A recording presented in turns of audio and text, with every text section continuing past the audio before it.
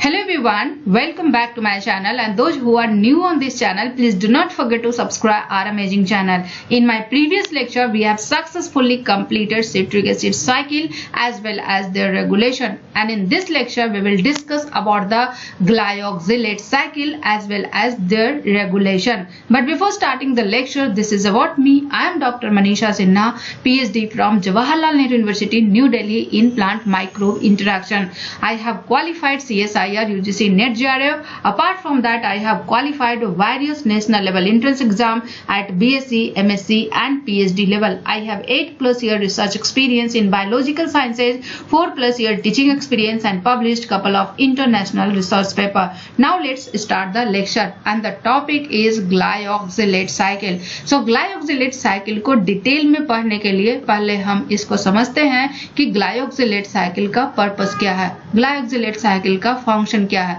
ग्लायोक्सिलेट cycle की अगर बात करें तो ग्लायोक्सिलेट साइकिल का काम क्या है, ये फैटी एसिड्स या फिर फैटी एसिड्स के ऑक्सीडेशन से जो एसिटाइल को एंजाइम ए रिलीज होते हैं उनको कन्वर्ट करता है किस चीज में, उनको कन्वर्ट करता है कार्बोहाइड्रेट में। किस चीज में?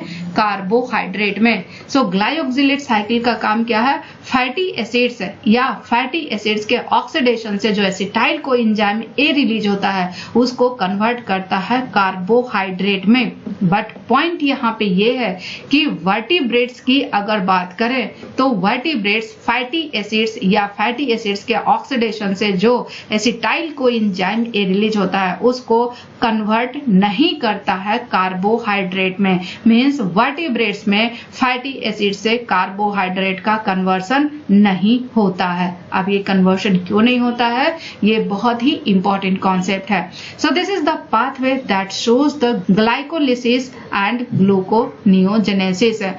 पिंक एरो से जो रिप्रेजेंटेड है पाथवे दैट इज ग्लाइकोलिसिस, जो ब्लू एरो से रिप्रेजेंटेड है दैट इज ग्लूकोनियोजेनेसिस है।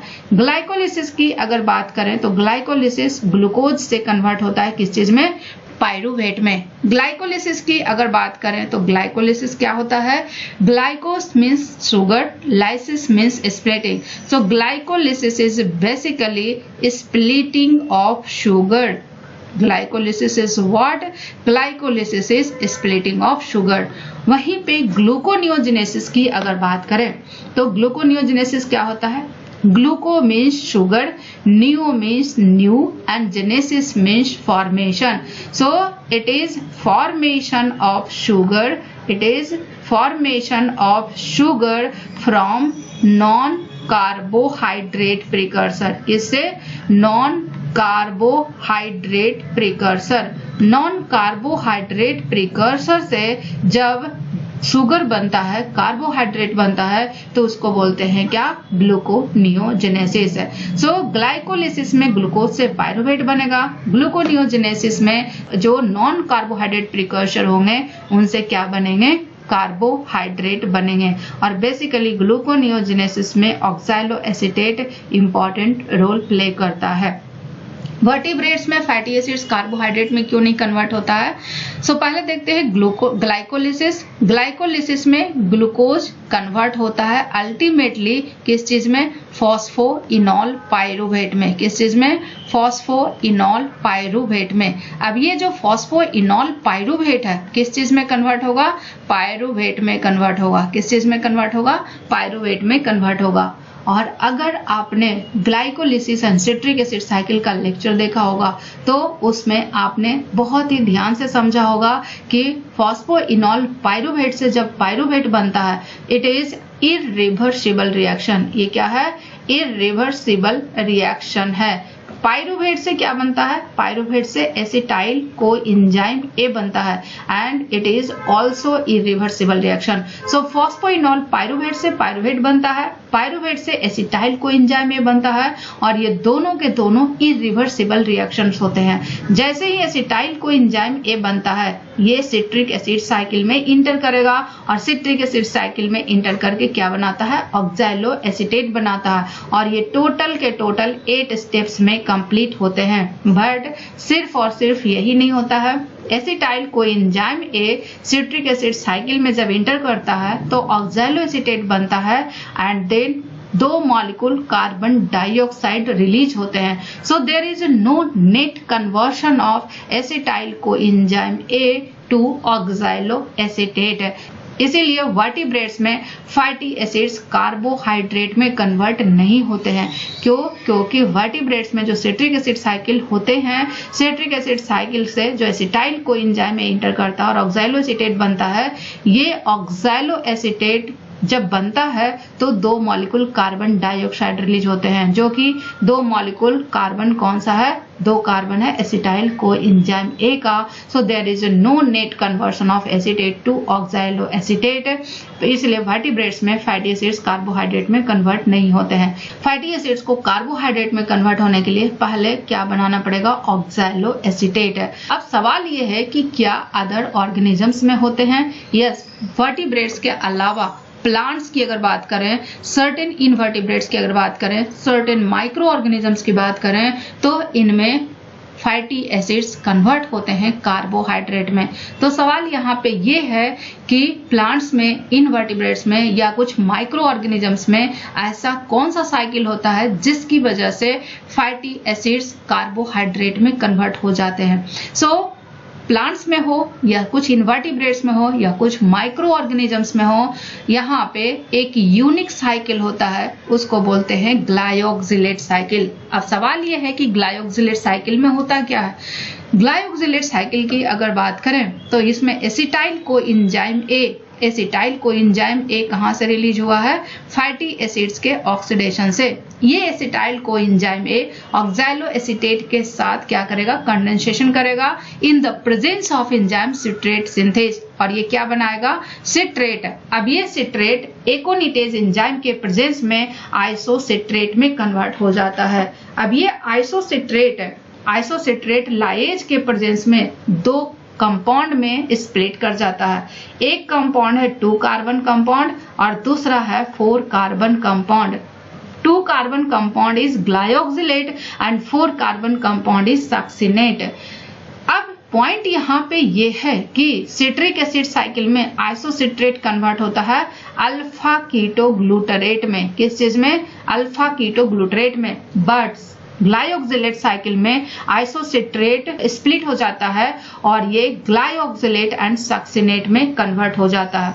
Glyoxylate another molecule of acetyl coenzyme A के साथ कंडेंसेशन करता है और ये माइलेट की सिंथेसिस करता है. माइलेट ऑक्सैलो एसीटेट बनाता है in the presence of enzyme malate dehydrogenase, और इस प्रोसेस में एक NADH रिलीज होता है. क्योंकि इनका ऑक्सीडेशन होता है तो किसी न किसी का रिडक्शन होगा, और रिडक्शन किसका होगा? NAD+ का रिडक्शन होगा. अब सवाल ये है कि जो 2 कार्बन कंपाउंड है ग्लायोक्सिलेट, वो तो ऑक्सैलो एसीटेट को रीजनरेट करने में यूज हो गया.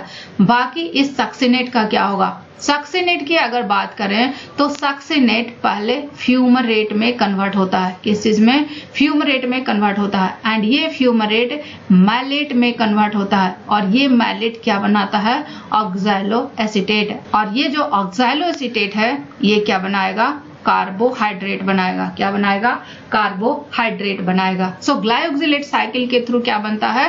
फैटी एसिड से कार्बोहाइड्रेट. अब सवाल यहाँ पे ये है कि वर्टिब्रेट्स में ग्लायोक्सिलेट साइकिल क्यों नहीं होता? वर्टिब्रेट्स में ये 2 एंजाइम एब्सेंट होते हैं. First one is the isocitrate lyase and second one is the malate synthase, और ये 2 एंजाइम एब्सेंट होते हैं, इसीलिए वर्टिब्रेट्स में ग्लायोक्सिलेट साइकिल नहीं होता है. ग्लायोक्सिलेट साइकिल की अगर बात करें लोकेशन की, तो ये स्पेशलाइज्ड मेम्ब्रेन बॉन्ड ऑर्गेनल में होता है. उस स्पेशलाइज्ड मेम्ब्रेन बॉन्ड ऑर्गेनल को क्या बोलते हैं? ग्लायोक्सिजोम. ग्लायोक्सिजोम की अगर बात करें that is nothing but it is a specialized peroxisome, और इस ग्लायोक्सिसोम में ग्लायोक्सिलेट साइकिल के एंजाइम्स प्रेजेंट होते हैं. ग्लायोक्सिलेट साइकिल के एंजाइम के अलावा कुछ सिट्रिक एसिड साइकिल के भी एंजाइम प्रेजेंट होते हैं. सिट्रिक एसिड साइकिल के कुछ एंजाइम्स जो कि ग्लायोक्सिलेट साइकिल के कॉमन है, उनके 2 आइसोजाइम्स होते हैं. एक तो स्पेसिफिक होता है माइटोकॉन्ड्रिया के लिए और दूसरा स्पेसिफिक होता है ग्लाइकोक्सिजोम्स के लिए। ग्लाइकोक्सिजोम्स की अगर बात करें तो ये सारे प्लांट टिश्यू में प्रेजेंट नहीं होते हैं ऑल द टाइम। ये कब प्रेजेंट होगा? ये लिपिड रिच सीड्स में प्रेजेंट होते हैं ड्यूरिंग सीड जर्मिनेशन। और इसका बहुत ही इंपॉर्टेंट रीजन है क्योंकि during seed germination photosynthetic organs develop नहीं होते हैं और फोटोसिंथेटिक ऑर्गन डेवलप नहीं होंगे तो वहां पे फूड का सिंथेसिस नहीं हो पाएगा। तो वहां पे सेल्स को एनर्जी कहां से मिलेंगे? सेल्स को एनर्जी मिलेंगे कहां से? लिपिड से। और लिपिड से क्या बनेगा? कार्बोहाइड्रेट बनेगा और carbohydrate as a energy source काम करेगा। तो ड्यूरिंग सीड जर्मिनेशन इनकी बहुत ही रिक्वायरमेंट होती है। So during seed germination glyoxysomes में जो फैटी एसिड्स होते हैं वो फैटी एसिड्स कार्बोहाइड्रेट में कन्वर्ट हो जाते हैं और उस कार्बोहाइड्रेट को as a energy source use करता है। In addition to glyoxylate cycle enzymes, glyoxysome contains all the enzymes needed for the degradation of fatty acids stored in the seeds. Means glyoxysomes में glyoxylate cycle के अलावा fatty acids oxidation का भी enzyme होता है और फैटी एसिड्स ऑक्सीडेशन का enzyme होगा तभी तो फैटी एसिड्स के ऑक्सीडेशन से क्या बनेंगे? एसिटाइल को एंजाइम ए बनेंगे और ये एसिटाइल को एंजाइम ए ऑक्सैलो एसीटेट में इंटर करेगा। इनके अलावा साइटोसोल में एक साइटोसोलिक मैलेट डिहाइड्रोजिनेज होता है। ये क्या करता है? मैलेट को ऑक्सैलो एसीटेट में कन्वर्ट करता है और ये ऑक्सैलो एसीटेट जो साइटोसोल में है it is precursor of gluconeogenesis. So gluconeogenesis का लोकेशन क्या है? ग्लूकोनियोजेनेसिस का लोकेशन है cytosol. So germinating seeds can therefore convert carbon of stored lipids into glucose. Glyoxylate cycle की अगर बात करें तो glyoxylate cycle citric acid cycle as well as gluconeogenesis से कोऑर्डिनेटेड होता है। सो ग्लाइकोक्सिलेट साइकिल की अगर बात करें तो ये ग्लाइकोक्सिजोम में होता है। सिट्रिक एसिड साइकिल की अगर बात करें तो ये माइटोकॉन्ड्रिया में होते हैं। वहीं पे ग्लूकोनियोजेनेसिस की अगर बात करें तो वो साइटोसोल में होता है। सो जर्मिनेटिंग सीड्स में जो डाई कार्बोक्साइलिक एसिड है या ट्राई कार्बोक्साइलिक एसिड्स है उनका एंजाइमेटिक ट्रांसफॉर्मेशन जो होता है वो 3 इंट्रासेलुलर कंपार्टमेंट्स में होते हैं। First one is the mitochondria, second one is the glyoxysomes and third one is the cytosol. Mitochondria की अगर बात करें तो माइटोकॉन्ड्रिया में क्या होगा? माइटोकॉन्ड्रिया में होता है सिट्रिक एसिड साइकिल। माइटोकॉन्ड्रिया में क्या होता है? Citric acid cycle. वहीं पे ग्लाइकोक्सिजोम की अगर बात करें तो ग्लाइकोक्सिजोम में क्या होते हैं? ग्लाइकोक्सिलेट साइकिल। ग्लाइकोक्सिजोम में क्या होगा? ग्लाइकोक्सिलेट साइकिल। वहीं पे अगर साइटोसोल की अगर बात करें तो साइटोसोल में क्या होगा? ग्लूकोनियोजेनेसिस। साइटोसोल में क्या होगा? Gluconeogenesis. So citric acid cycle, glyoxylate cycle and gluconeogenesis ये तीनों के तीनों क्या होते हैं? कोऑर्डिनेटेड होते हैं। अब ये कैसे होता है? सिट्रिक एसिड साइकिल में क्या बनता है? Oxalo acetate. अब ये जो ऑक्सैलो एसीटेट बना है माइटोकॉन्ड्रिया में थ्रू सिट्रिक एसिड साइकिल ये इंटर करेगा कहां पे? ग्लाइकोक्सिजोम में। बट ग्लाइकोक्सिजोम डायरेक्टली इंटर नहीं करता है। ग्लाइकोक्सिजोम पहले कन्वर्ट होगा किस चीज में? एस्पार्टेट में। किस चीज में? एस्पार्टेट में, जो कि एक अमाइनो एसिड है, जो कि एक एसिडिक अमाइनो एसिड है। अब ये एस्पार्टेट कहाँ इंटर करेगा? ये एस्पार्टेट इंटर करेगा ग्लाइकोक्सिजोम में। कहाँ इंटर करेगा? ग्लाइकोक्सिजोम में। ग्लाइकोक्सिजोम में ये एस्पार्टेट डायरेक्टली यूज नहीं होगा, ये फिर से कन्वर्ट हो जाएगा किस चीज में? ऑक्सैलो एसीटेट में। अब ये जो ऑक्सैलो एसीटेट है ये एसिटाइल को एंजाइम ए के साथ कंडेंस होगा। एसिटाइल को एंजाइम ए कहां से आएगा? फैटी एसिड्स के ऑक्सीडेशन से। So oxaloacetate acetyl coenzyme A के साथ कंडेंस होगा तो वो क्या बनाएगा? सिट्रेट।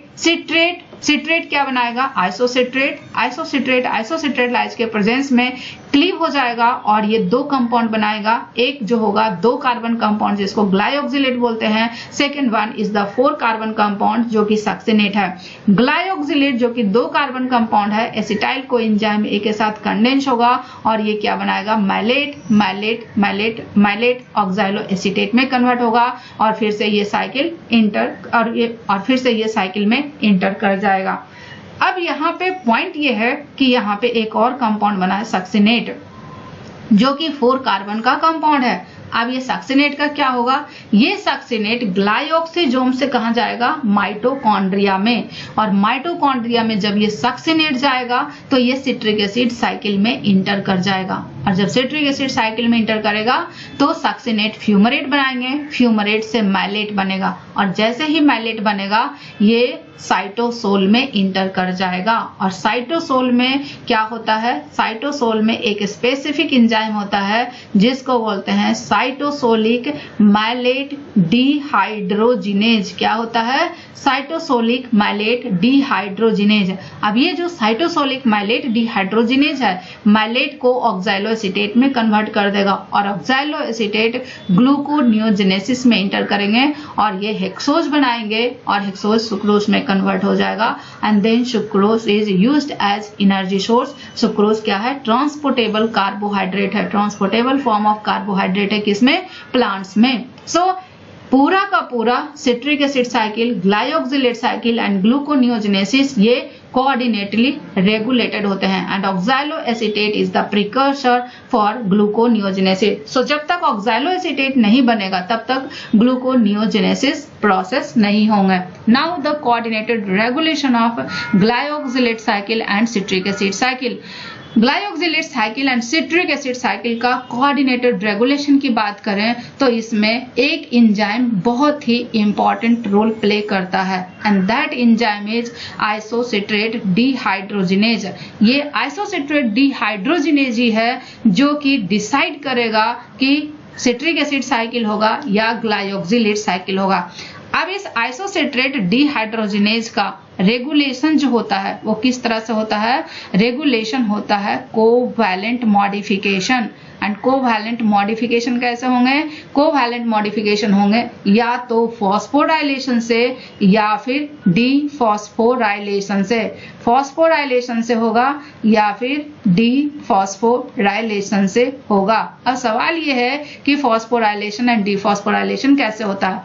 फॉस्फोराइलेशन के लिए जो एंजाइम है प्रोटीन काइनेज, जो कि स्पेसिफिक प्रोटीन काइनेज होते हैं। डीफॉस्फोराइलेशन के लिए जो एंजाइम है प्रोटीन फॉस्फेटेज, जो कि स्पेसिफिक प्रोटीन फॉस्फेटेज है। प्रोटीन काइनेज क्या करता है, आइसोसिट्रेट डिहाइड्रोजिनेज को फॉस्फोराइलेट करता है। क्या करता है, फॉस्फोराइलेट करता है, और जैसे ही आइसोसिट्रेट डिहाइड्रोजिनेज फॉस्फोराइलेट होगा ये एंजाइम क्या हो जाएगा, इनएक्टिव हो जाएगा वहीं पे। और जैसे ही एंजाइम इनएक्टिव होगा, आइसोसिट्रेट डिहाइड्रोजिनेज अगर इनएक्टिव होगा तो ये एंजाइम कहाँ इंपॉर्टेंट रोल प्ले करता है, सिट्रिक एसिड साइकिल में।